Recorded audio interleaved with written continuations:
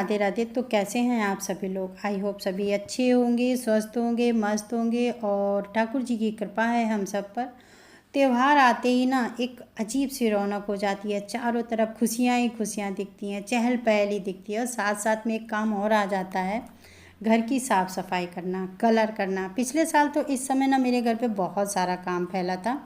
इस साल लेकिन मैं कोई भी कलर वगैरह नहीं करने वाली हूँ। और आज है शरद पूर्णिमा। आप सभी को शरद पूर्णिमा की बहुत बहुत बधाई। तो खाना ना मैं बना लेती हूँ, नहीं तो अगर मैं दूसरा कोई काम करूँगी और खाना नहीं बना होता ना तो पूरा दिन कुछ ना कुछ किचन में बनता ही रहता है। और कल से कार्तिक का महीना भी लग जाएगा, तो तुलसी का गमला है और भी सारे जो गमले हैं उनको मैं आज कलर करूँगी। और अगर कोई घर पर काम होना तो सबसे आसान, मुझे सच बताऊँ, आलू की कचौड़ी लगती हैं और फटाफट बन भी जाती हैं और सबको पसंद भी आती हैं। और आलू मैंने धुल दिया है और उसे गैस पर चढ़ा दूँगी और जब तक मेरी आलू पकेंगी तब तक मैं दूसरा काम कर लूँगी। और मेरी बगिया में ना अभी 2 ही 3 फूल 4 खिले हैं, ज़्यादा नहीं खिले हैं, तो उन्हें तोड़ लेती हूँ क्योंकि सफ़ेद फूल हैं और आज ठाकुर जी पर मुझे चढ़ाना भी है। और शरद पूर्णिमा है तो ठाकुर जी पर अगर फूल तोड़ कर चढ़ाऊँगी ना तो मुझे आज अच्छा लगेगा।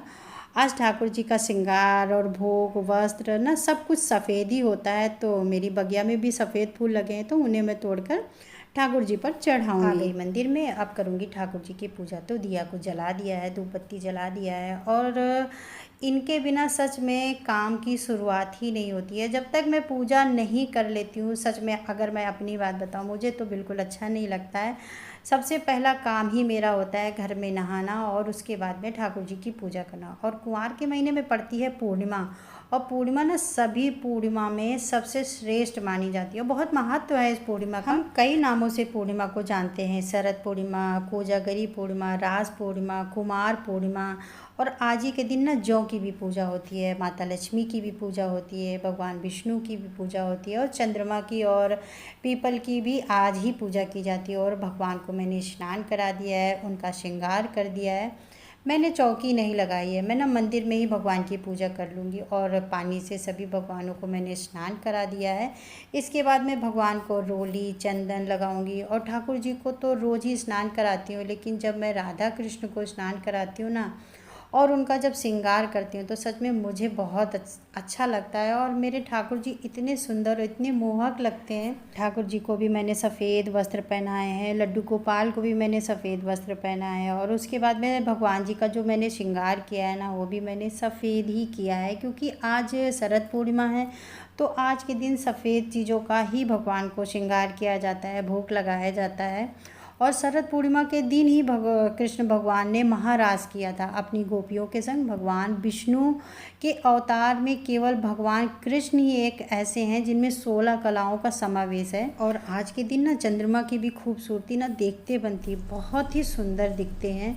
जब वो इतने सुंदर है तो हमारे ठाकुर जी कैसे होंगे? ठाकुर जी की सुंदरता का तो कोई बखान ही नहीं कर सकता है। और इसके बाद में फिर मैंने भगवान को फूल चढ़ा दिया है और आज के दिन ना भोग भी सफ़ेद ही लगता है। तो इसके बाद में मैंने भगवान को भोग लगा दिया है, तुलसी दल डाल दिया है, क्योंकि ठाकुर जी बिना तुलसी दल के भोग स्वीकार नहीं करते हैं। तो भोग में तुलसी दल डाल दिया है, क्योंकि कहते हैं ना 56 भोग धरे हरि आगे, बिन तुलसा हरि एक न माने। तो ठाकुर जी के भोग में भी मैंने तुलसी दल डाल दिया है। उसके बाद में ठाकुर जी को मैंने भोग लगाया है। अब करती हूँ आरती, तो आप लोग भी शामिल हो जाएं भगवान की आरती में।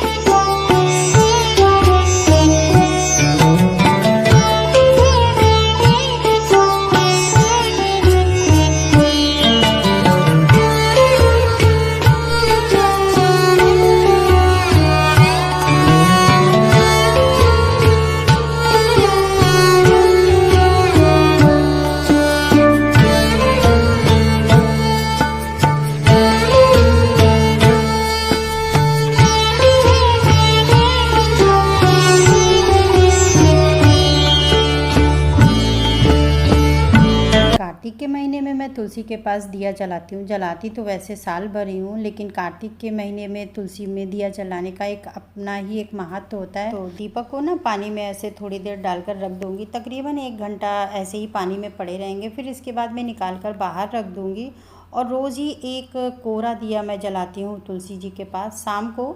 और अभी दिए पूरे नहीं हैं, बच्चों से मंगाए थे तो वो अभी लाए नहीं थे। और आज से पहले मैंने कभी भी कार्तिक स्नान नहीं किया है, लेकिन इस बार मैंने शुरू किया है। देखिए माता रानी की दया हम पर रहेगी तो पूरे अच्छे से कार्तिक स्नान मैं करूँगी। और दिया तो मैं जलाती हूँ, लेकिन कभी मैंने कार्तिक स्नान नहीं किया है, तो इस बार मैंने शुरू किया है। देखिए माता रानी की दया हम पर बनी रहे ताकि मैं सारे जो स्नान हैं उनको अच्छे से कर सकूं। और ये सब काम करते करते काफ़ी समय हो गया था और बेटे को मेरे कॉलेज जाना था, तो मैं बस फटाफट मैंने कचौड़ी बनाई, क्योंकि तैयारी मेरी सारी थी। और जब तैयारी होती है ना तो खाना बनाने में बिल्कुल समय नहीं लगता है। तो कचौड़ियाँ मेरी बन गई हैं और उसके बाद में बेटे को भी नाश्ता करा दूँगी और साथ में मैं भी नाश्ता कर लूँगी। फिर उसके बाद में मैं जो बाकी के काम हैं उनको सब मैं काम को मैं करूँगी। और इसके बाद में मैं आ गई बालकनी में, क्योंकि यहाँ पर आज मैं ना कूलर हटाऊँगी, क्योंकि अब मौसम बहुत नॉर्मल हो गया है। और जब रात में कूलर चलता है तो मौसम थोड़ा ठंडा हो गया है और सबको कोल्ड ना हो जाए, इसलिए ना अब कूलर को मैं आज खोल कर रख दूँगी, क्योंकि अब कूलर का समय नहीं रहा। तो मौसम भी ठंडा हो गया था तो अब ज़रूरत नहीं थी, तो कूलर को भी मैंने यहाँ पर से हटवा दिया है। और यहाँ के मैंने थोड़ी साफ़ सफाई कर ली थी, तो जब साफ़ सफाई कर रही थी तो सोचा क्यों ना थोड़ा सा खिड़की में भी पानी डाल दूँ, क्योंकि जब तक कूलर यहाँ लगा रहता है तो खिड़की नहीं साफ़ हो पाती है। तो कूलर भी हटाया था और कूलर जब हट गया है तो थोड़ा सा खिड़की में मैंने पानी डाल दिया है, जिससे खिड़की भी थोड़ी सी साफ़ हो जाए। और इसके बाद में फिर सारे गमले जो हैं उनको मैं कलर करूँगी। और अभी शाम का इस समय हो रहा है 3-4 के करीब हो रहा है। धूप अब बहुत थोड़ी सी नम हो गई है, ज़्यादा धूप नहीं अब लगती है।